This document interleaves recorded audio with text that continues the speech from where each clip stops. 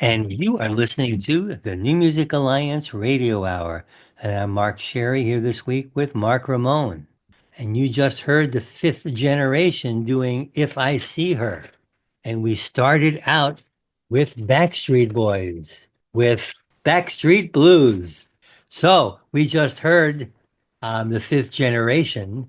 And boy, that tune is awesome. That is your classic 60s rock song. I'm surprised it didn't like make the charts as high as it should have. Absolutely. That is really a classic tune. It's so well done too. And the harmonies are really well done. It's just a cool song. And that 60s organ sound, it's just, Oh, yeah. This whole playlist has some good organs in it. yeah, it's definitely organ heavy, right? Some heavy organs in this show. And they're out of Westfield, Massachusetts. In the past, I've played a lot of old 60s bands from Connecticut, but I recently found some that were from Massachusetts. I wanted to make sure I feature them as well. And this is an amazing band. Yeah, Stan Warowski was one of the principals in the band, and yeah, this is a great tune. I'm sorry that these guys didn't make it big because they certainly should have. This is a song I could be humming all day. Oh yeah, I was.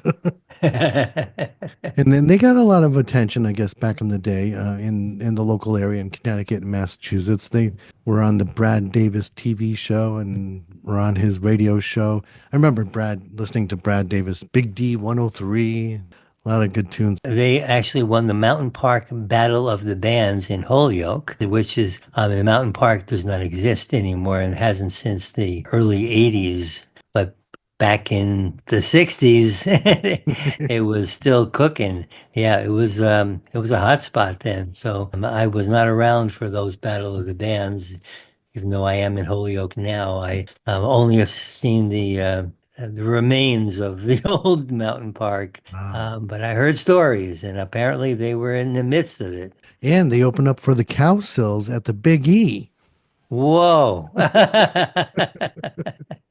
And the Backstreet Boys, or not, I'm sorry, Backstreet Boys with Backstreet Blues out of Worcester, Massachusetts. Yeah, It's funny. This is a 60s band. Sounds like a really like they're playing in their garage, but they make a good attempt and got some play in the area. And this is from 1967. The fifth generation song was from 1968. and this apparently Blackstreet Blues, the song, appeared on the New England Teen Scene Volume 2 compilation LP, which was, I guess, released back in 1984. Mm. Yeah, so they got some attention, which is really cool. It's Yeah. it's good that Western New England provided some bands for the big rock in the 60s. Yeah, yeah. Well, obviously, yeah, there were some good ones. That's for sure. So, what's up for our next block? I'm just going to make a disclaimer here that I do not support drugs.